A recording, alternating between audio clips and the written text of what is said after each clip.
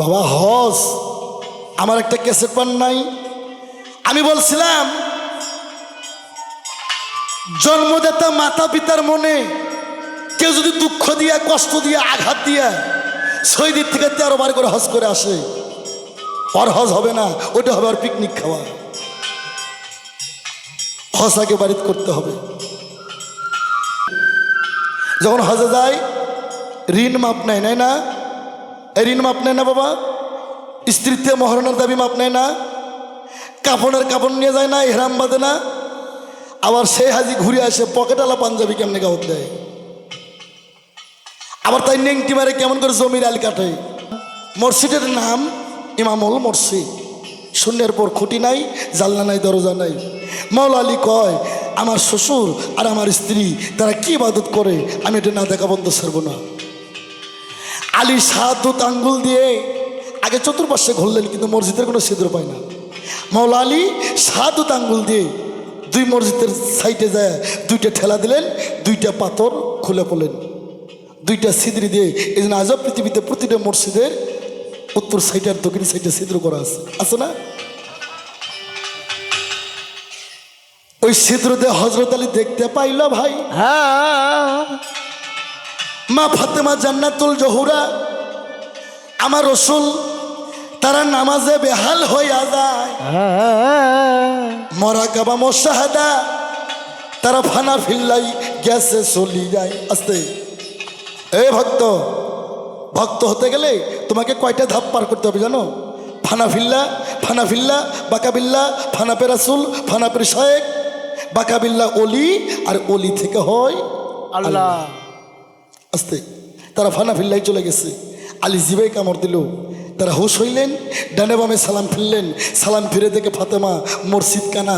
মা ফাতেমা হাত উঠে 2 চোখের পানি ছেড়ে কয় হে বাড়িলাহি, এতদিন হলে আমরা নামাজ পড়ি, কেউ জানে না আজকে মসজিদ কানা করে আমাদের ইবাদত দেখলো, তার যেন 2টা কলিজা কানা হয়ে যায়। কি গো, জ্ঞানী শোনে গান আরো অজ্ঞানী শোনে টান। গান জ্ঞানীর জন্য। দয়াল পুইরে দেয় তোর বাড়ি ঘর, আপন মানুষ বানায় পর, ঘর সারা বাহিরে ঘুরাই তোরে পাগল মনরে, যার যার দয়ালের নাম তবু জপরিদয় ভরে। আরে দয়াল যাহার সহায় হলো তাহার চোখের পাওয়ার ভালো, চোখকে দেখে বর্ত পূজা করো। আছে জ্ঞান চক্ষুটা অন্ধ যাহার, থিত পাইব না পাওয়ার মিঠার, কই হইতে পাওয়ার সাপ্লাই করে। ওই ভেদ যদি জানতো আলী, তবে কি আর দিত কালী জান্নাত খাতুন বিবি ফাতেমারে। আলী একদিন মসজিদে একসাথে যায়া 1 বিন্দু রূপ দেখতে পাইয়া হারাইছিল হাসান আর হোসেন। জীবনে হনেন না, আজকে হইনে যান। নবী মসজিদে নববীতে নামাজ পড়িয়া বারান্দায় বসে কয় ইয়ার সাবিগণ, তোমরা বলো কার স্ত্রী কয় ওয়াক্ত নামাজ পড়ে? কেউ কয় আমার স্ত্রী 5 ওয়াক্ত পড়ে, কেউ কয় আমার স্ত্রী 7 ওয়াক্ত নামাজ পড়ে, কেউ কয় আমার স্ত্রী 9 ওয়াক্ত নামাজ পড়ে। আমার নবী কয় মাওলা আলী, তুমি তো আমার জামাই, তুমি আমার প্রিয় সাবি, তুমি বলো তো তোমার স্ত্রী ফাতেমা কয় ওয়াক্ত নামাজ পড়ে?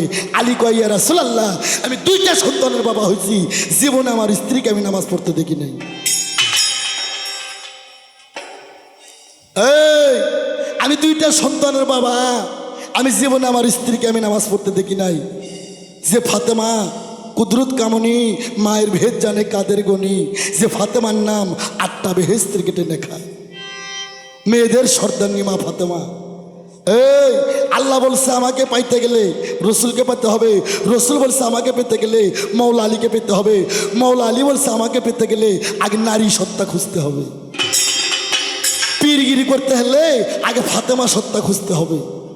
হ্যাঁ, আলী হচ্ছে মারফতের চেরাগ, আর মা ফাতেমা ছিল মারফতের ভাণ্ড। আর আমরা পীর হয়ে গেলে মৌলা আলী সত্তা খুঁজি। তোর মৌলা আলী 14 ওয়ারের রথ দেখাইছিল মা ফাতেমা জান্নাতুল জহুরা। পীর হতে গেলে, তত্ত্ব নিতে গেলে আলী সত্তা খোঁজার আগে ফাতেমা সত্তা খুঁজতে হবে। ফাতেমা বিষয়বস্তুটা কি? এই নারী আর সেই নারী ফাতেমা না। আস্তে কয় আমি 2টা সন্তানের বাবা হচ্ছি, কোনোদিন ফাতেমাকে নামাজ পড়তে দেখি নাই। আলী জব্দ হয়ে গেল ইয়ার সাবিগণের সামনে মসজিদে নববীর মধ্যে। হাসান হোসেন কয় আব্বু আপনার মন খারাপ কেন? কয় বাবা তোমরা তো সবই জানো, আমি অপমান হয়ে গেছি। আমার স্ত্রী, হ্যালো রে বাবা, ভোগালটা মোটা হয়েছে, একটু না চিকন করো। আমার স্ত্রী আমি নামাজ পড়তে দেখি নাই, আমি জব্দ হয়ে গেছি, আমি এই জন্য দুঃখিত। ইমাম হোসেন আলাইহিস সালাম বলতেছে, আব্বা আপনি জানেন না, সারা পৃথিবীর নারী যত নামাজ পড়ে সমস্ত নামাজ যদি এক করে দেওয়া যায়, আমার মায়ের একটা সিজদা যদি এক করে দেওয়া যায়, আমার মা ফাতেমার সিজদার ওজন বেশি হবে। কোন সুবহানাল্লাহ, সুবহানাল্লাহ। কিন্তু আপনি জানেন না, আমার নানাজি জানে আমার মায়ের নামাজ। আলী কয় আমার স্ত্রীর নামাজ আমি জানি না, কিন্তু আমার শ্বশুর কেমন করে জানে। সবে কদরের রাত ছিল, অনেক ঘটনা, ক্যাসেটে আছে আমার, কিনে নেন বাজারে, ক্যাসেট করা আছে আমার। মা ফাতেমা আমার নবী রথের ওপর সইরা স্মকিং হওয়ার পর যায়, মৌলা আলী রথের খুঁড়ো ধইরা এমন একটা মসজিদে গেল যে মসজিদের কোনো খামখুটি নাই, জাল্লা দরজা নাই। মসজিদটা কি জানেন? ওরে কামিনীরা কাম করি রে, আরে কোথায় যেন নুখাই রে, আরে কোথায় যেন নুকাই রে, আরে দুই পাহাড়ের মধ্যে আল্লাহ মসজিদই বানাইছে, আরে মসজিদের নিশান গো বাঁকা, আরে মাঝখানে তার দরজা কাটা, আভায়াতের পানি আছে রজু করিবার। আস্তে গান গামুনার সময় নাই, খালি কথাগুলো বললাম, গান গামো না, খালি কথা দিলাম। ওই মসজিদে রব খান গেল ঢুকিয়া, মসজিদের জানলা দরজা গেল বন্ধ হইয়া। মসজিদের নাম ইমামুল মসজিদ, শূন্যের পর খুঁটি নাই, জানলা নাই, দরজা নাই। মৌলা আলী কয় আমার শ্বশুর আর আমার স্ত্রী তারা কি ইবাদত করে, আমি এটা না দেখা বন্ধ ছাড়বো না। আলী 7 আঙ্গুল দিয়ে আগে চতুর্পাশে ঘুরলেন, কিন্তু মসজিদের কোনো ছিদ্র পায় না। মৌলা আলী 7 আঙ্গুল দিয়ে 2 মসজিদের সাইডে যায় 2টা ঠেলা দিলেন, 2টা পাথর খুলে পড়লেন, 2টা ছিদ্রি দিয়ে। এই জন্য আজব পৃথিবীতে প্রতিটা মসজিদের উত্তর সাইডে আর দক্ষিণ সাইডে ছিদ্র করা আছে, আছে না? ওই ছিদ্র দিয়ে হযরত আলী দেখতে পাইল ভাই,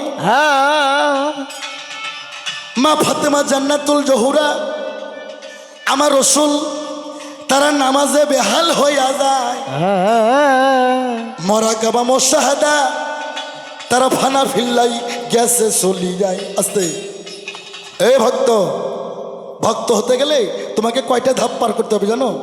ফানাফিল্লা, ফানাফিল্লা, বাকাবিল্লা, ফানাপে রাসুল, ফানাপের শায়েক, বাকাবিল্লা অলি, আর অলি থেকে হয় আল্লাহ। আস্তে তারা ফানাফিল্লাই চলে গেছে। আলী জিবাই কামড় দিল, তারা হুশ হইলেন, ডানে বামে সালাম ফিরলেন। সালাম ফিরে দেখে ফাতেমা মসজিদ কানা। মা ফাতেমা হাত উঠে 2 চোখের পানি ছেড়ে কয়, হে বাড়িলাহি, এতদিন হলে আমরা নামাজ পড়ি, কেউ জানে না আজকে মসজিদ কানা করে আমাদের ইবাদত দেখলো, তার যেন 2টা কলিজা কানা হয়ে যায়। আমার নবী কয়, মা কি করলা? এটা মৌলা আলী আমাদের ইবাদত দেখছে। মা ফাতেমা কয়, মাবুদ আমার অভিশাপ ফিরিয়ে দাও। আল্লাহ কয়, মা গো, যেটা আমার আমুল্লামায় খাতায় ডাকা হয় এটা আর কোনোদিন খণ্ডন যায় না। তাই ইমাম হাসান হোসেন তারা জহরে কহরে মৃত্যু। ওই ভ্যাট যদি জানতো আলী, তবে কি আর দিত গালি? জান্নাত খাতুন বিবি ফাতেমারে আলী মসজিদে একসাথে যায় 1 বিন্দু রূপ দেখতে পাইয়া হারাইছিল হাসান আর হোসেন। অজস্র কয় টাটকা মধু, আব্দুল রহিম সন্রে জাদু, তুমি রইছো ডাকাতের দুয়ারে। পাগল মনরে তবু মুর্শিদের নাম, তবু দয়ালের নাম, তবু রহমান ভান্ডারীর নাম, আমার রশিদ বাবার নাম জফর হৃদয় ভরে। তো বাবা এলে ভারী কথা, এলে মহাজনী কথা, অনেক ভারী কথা। ভারী মানুষ থাকতে হয়, উলুর বনে ধন ছিটানো যায় না বাবা।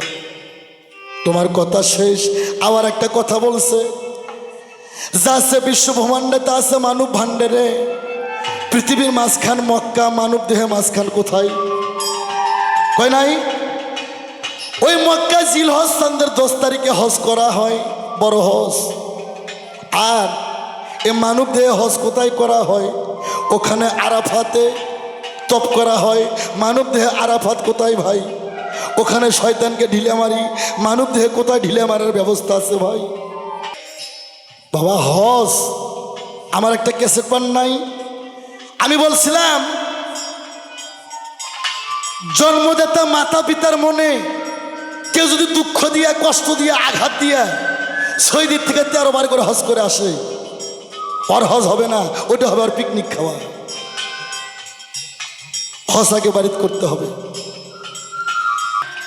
হাজির আর এক নাম আস্তে আলহাজ। কি বাবা?